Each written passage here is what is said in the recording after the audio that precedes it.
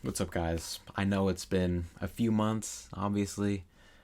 I've come to realize I am the most inconsistent person when it comes to uploads. That's very apparent. Hopefully, you guys have seen it as well. Cut me some slack. It was the off season. Wasn't as much news to go off of to make videos on. Hopefully, I can be a little more consistent when the season starts in a few weeks. But I wanted to get this video out. It's kind of relevant for the time. Obviously, you guys can see the title. It's a Ben Simmons video.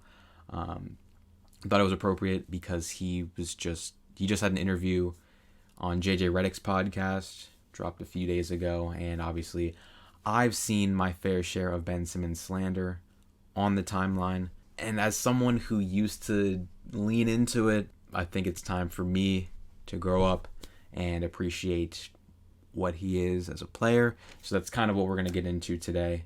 So yeah, let's get into it.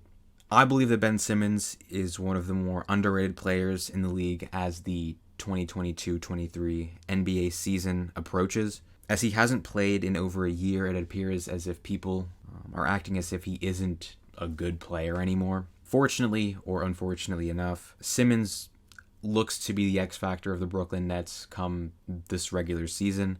Many people, including myself, thought we were going to see him run his own team this season, as it looked like Kevin Durant and Kyrie Irving were on their way out.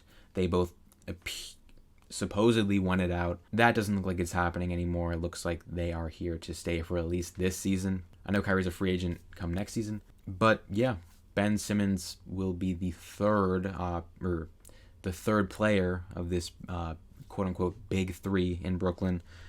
And as I said, he looks to be the X factor. He will be obviously expected to play at a high level with the guys that I previously named. He's got big expectations, primarily defensively. But in general, I'm not sure how well he'll fit with this roster. Appears that they'll be playing him at the 5. I've seen reports that they want to play him at the 5. Personally, I don't know how good of an idea that is. I kind of view him relative to someone like Anthony Davis. They've got pretty similar frames, like 6'10", 240-ish. And Anthony Davis is not one to bang in the post with other bigger 5s. And I kind of see something similar. I feel a similar way with Ben Simmons. I don't think he'll want to really play the 5. I think he'll want to play more of that 4, where there's not as much wear and tear on his body.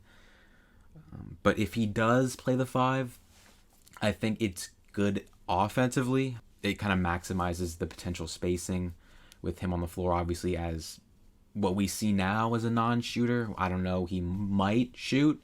I know he talked about it with JJ Redick. He might be shooting more. But if he doesn't, worst case scenario, he's just a non-shooting 5. He'll be able to play defense on the other end. But if you play him at the 5 offensively, it doesn't appear that they'd be running the ball through him, which I think could be cause for some concern.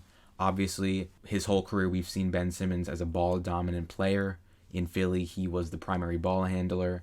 Not the best shot creator for himself, obviously, but for others, he was really, really freaking good. It'll be interesting to see because you obviously don't want to take the ball out of someone like Kevin Durant or Kyrie Irving's hands, but they're going to have to be creative with what they do with Ben Simmons offensively.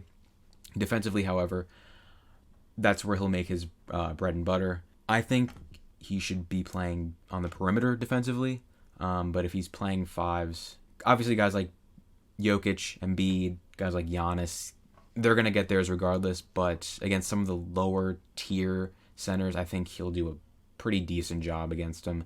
Obviously, he's a good defender.